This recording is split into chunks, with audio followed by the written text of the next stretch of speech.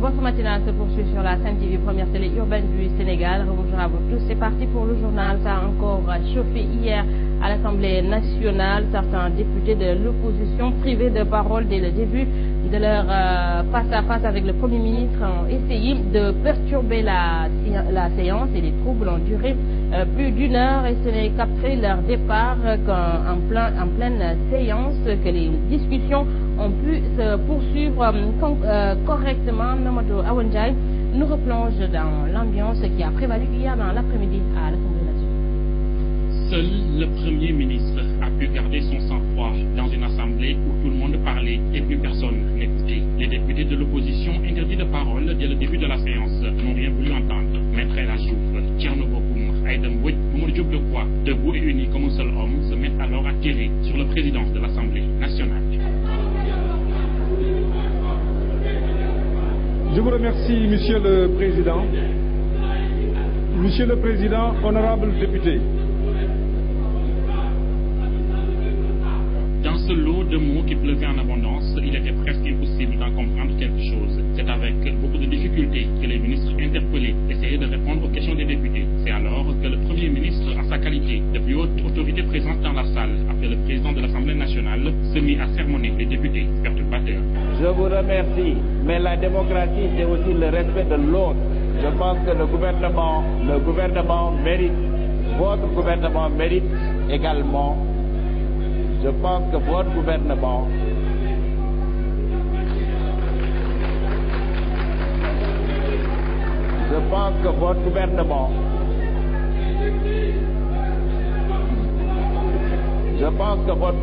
mérite aussi un peu de respect.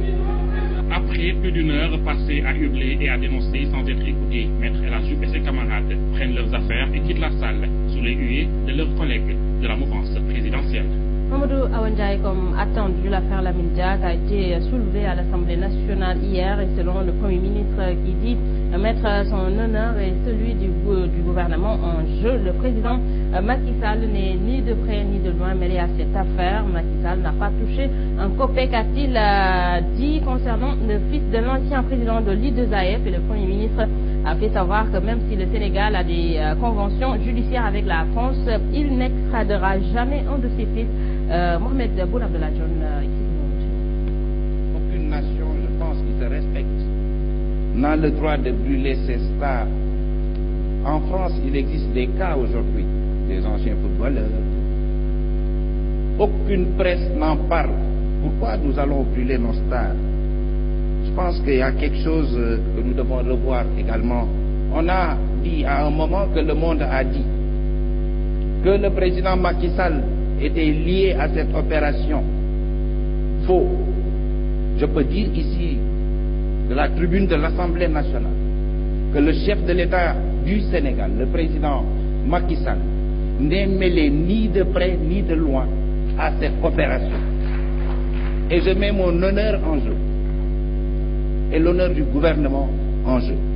Le Sénégal a un système fiscal très solide, selon le ministre de l'économie et des finances, Amadou Ba. Il répondait à une question sur les remises gracieuses que l'État aurait accordées à des entreprises nationales ou privées. Et le ministre de l'économie, des finances et du plan a fait savoir que pour l'année 2015, les remises gracieuses étaient de 11 milliards de francs CFA.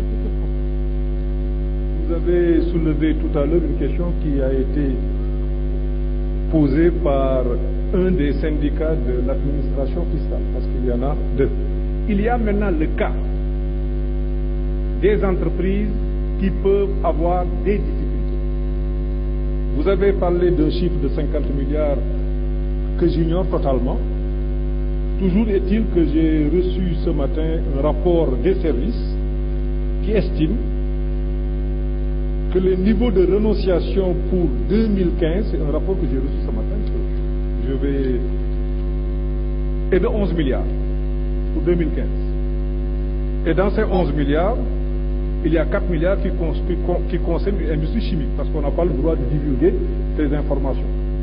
Autre question abordée hier par les parlementaires, c'est l'affaire des Sénégalais qui seraient maltraités au Qatar, en réponse aux parlementaires qui s'inquiètent des conditions de vie de leurs compatriotes. Le ministre du Travail a fait savoir que les gouverneurs, que les autorités qataries ont signé avec notre gouvernement un accord de travail, un accord qui permet, selon lui, de savoir les conditions dans lesquelles vivent nos concitoyens. Toutefois, le ministre a fait savoir qu'il ne saurait répondre à la situation des Sénégalais qui sont donc partis illégalement. Ici, les propos de Mansour Faye. Les travailleurs au Qatar, Monsieur le Président de la République a affecté au niveau de notre ambassade un inspecteur du travail qui suit la question. C'est ce travail-là qui va être élargi et poursuivi dans tous les pays qui veulent prendre des travailleurs sénégalais.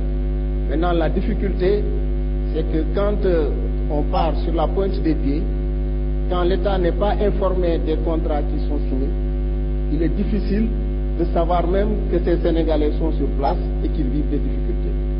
Mais les mesures sont en train d'être prises pour élargir la mesure et les conventions qui seront proposées vous seront soumises pour qu'elles soient ratifiées, pour que tous les Sénégalais en soient informés et ce qui permettra à l'État de pouvoir les suivre. Maîtresse Tatal Sall juge insensé la rencontre du Premier ministre avec les députés. La députée maire de Podor a d'ailleurs décidé de ne plus poser de questions car celles qu'elle a jusque-là déposées sur la table du président de son groupe parlementaire n'ont jamais été prises en compte. Ici, c'est propos. Cet exercice auquel se livre le gouvernement, pour moi, est devenu un exercice sans objet. On nous demande, nous députés, d'envoyer nos questions au groupe parlementaire. Et c'est le groupe parlementaire qui fait le filtre des questions qu'on peut poser et qu'on ne peut pas poser. Moi, j'en ai posé 2. J'ai jamais eu le privilège qu'on retienne mes questions. J'ai décidé que je ne les poserai plus parce que cet exercice n'a plus de sens. Je pense qu'un débat entre un parlement digne de ce nom et un gouvernement de la République qui se respecte doit être un débat empreint de contradiction. Je ne dis pas de confrontation, parce que c'est de la contradiction que jaillit la lumière. C'est de la contradiction que jaillit la vérité. Mais franchement, avoir les choses comme elles se passent, c'est comme une ritournelle, j'allais même dire un rituel qui pour moi n'a plus aucun sens dans une république comme le Sénégal. Hélène Tine, quant à elle, est restée sur sa faim. Elle explique que bon nombre de réponses apportées par le Premier ministre, notamment sur les entreprises comme la Suneor en difficulté, ne l'ont pas convaincue. Nous suivons. Je pense qu'aujourd'hui, le gouvernement doit être proactif et aller vers les syndicats de la Suneor. Je suis resté sur ma faim sur cette question. Sur la question de l'emprisonnement de Oumar Sarr, aucune réponse n'a été apportée. Et je pense qu'en tant que député, nous devons nous solidariser avec notre collègue. L'autre question qui n'a pas été évoquée, c'est la question du blocage des industries minières et des cimenteries à cause d'un conflit qu'il y a avec Necotrans. C'est une question très grave qui met en jeu beaucoup d'emplois au Sénégal et qui risque de bloquer plusieurs industries. Et je pense que le gouvernement devrait réagir là-dessus. Le groupe parlementaire des libéraux tendance à Aïda Mbodj a boycotté le face-à-face avec Mohamed Boun Abdallah Dionne. Donc sa présidente dénonce la méthode cavalière de Moustapha Niasse, sa présidente de l'Assemblée nationale. Ici les propos d'Aïda Mbodj. Le président Niasse est tout sauf un bon manager. Nous avons essayé de lui parler. À un moment donné, il y a eu une médiation par Imam Baïnian. Vous avez remarqué pendant tout le temps du débat budgétaire, nous nous sommes abstenus de faire quoi que ce soit. Le président Niasse lui-même nous a demandé de voir dans quelle mesure, qu'est-ce qui prouve notre majorité au niveau du groupe parlementaire des libéraux et démocrates, parce que le groupe originel, qui compte maintenant 11 députés, nous devions prouver notre majorité. Majorité que nous avons prouvée par constat d'huissier. Les incidents qui ont émaillé hier la séance plénière sont regrettables. Les députés de la majorité de l'opposition en ont pourtant bien conscience. Ils soutiennent que leur objectif n'était pas de heurter les citoyens. Le regret dans ce micro-trottoir signé les maintenant. Nous n'avons pas voulu nous attirer. Nous n'avons pas voulu nous attirer les critiques des Sénégalais. Parce que ce sont les Sénégalais qui sont nos mandants. Nous avons bénéficié des suffrages des Sénégalais pour être ici. Nous avons tenu compte de leurs observations. Pourquoi nous devrions être moins que le peuple sénégalais, qui est un peuple de dignité, un peuple de mesure, un peuple de responsabilité et qui nous a mandatés ici? Le problème, il est politique. Moi, je ne dis pas le PDS a raison. Je ne dis pas les uns ont raison, les autres ont tort. Mais je pense que cette question politique, il est de la responsabilité du président Moustapha Niasse de la traiter sérieusement, de la régler et de lui donner un sort définitif que les Sénégalais comprennent. Il n'y a que 6 à 7 députés qui essaient de perturber la démarche de cette Assemblée nationale. Nous sommes des députés qui ont été élus par le peuple et pour le peuple. Je crois que nous devons aux populations du Sénégal qui nous ont élus autre chose que de venir crier ou d'essayer de rendre ingouvernable l'Assemblée nationale. Et nous quittons l'Assemblée nationale pour parler de la convergence patriotique Bokk Gis Gis qui assimile le projet de révision de la Constitution à de la farce. Le comité directeur du parti de Pape Diop exige la libération d'Oumar Sarr, coordonnateur du parti démocratique sénégalais. Bokk Gis Gis demande aussi l'ouverture d'une enquête parlementaire pour faire la lumière sur l'affaire Lamine Diack. Le comité directeur du parti de Pape Diop était en réunion hier dans l'après-midi face à la main du compte. Le comité directeur de Bokk Gis Gis intervient au moment où le projet de révision de la Constitution est rendu public par le chef de l'État, un projet que le parti de Pape Diop considère comme une comédie. Certainement que cette farce républicaine concernant ce projet de révision constitutionnelle, ce qui est aberrant, voire vraiment désolant pour notre pays, c'est qu'on prenne nos institutions les plus valeureuses et les traîner dans la boue, les utiliser pour manipuler l'opinion. Nous ne marchons pas dans ce bluff.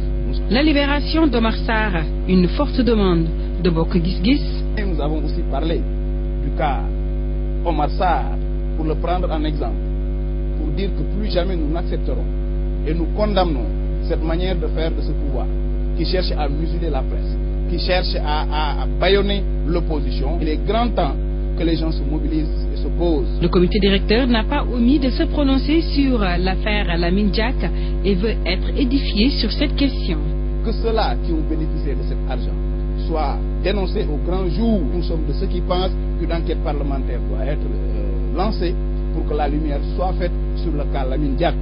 Et nous soupçonnons un silence coupable de bon nombre de responsables qui actuellement assument la gestion de ce pays. La vente des cartes du parti, les tournées du leader dans les régions, autant de sujets qui ont été abordés dans cette rencontre présidée par Pape Diop.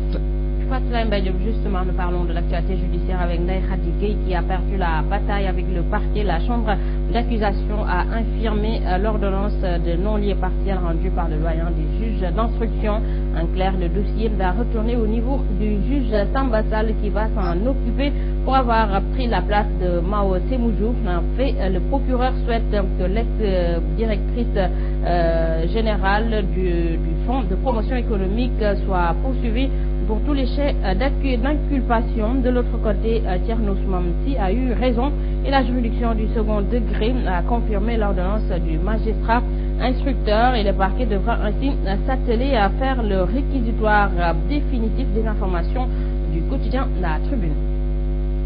22 janvier 2014, 22 janvier 2016, il y a 2 ans, jour pour jour, entrée en vigueur la loi portant baisse des prix du loyer, une loi qui signait la fin du dictat des bailleurs sur les locataires, mais 2 ans après, c'est encore la désillusion, mais face aux russes et astuces des propriétaires de maisons qui cherchent toujours à contourner la législation, donc certainement des propos du président de l'association pour la défense des locataires assure en prochaines éditions. Nous parlons de l'actualité internationale en Haïti. Le second tour de l'élection présidentielle et celui des législatives partielles auront bien lieu dimanche 24 janvier.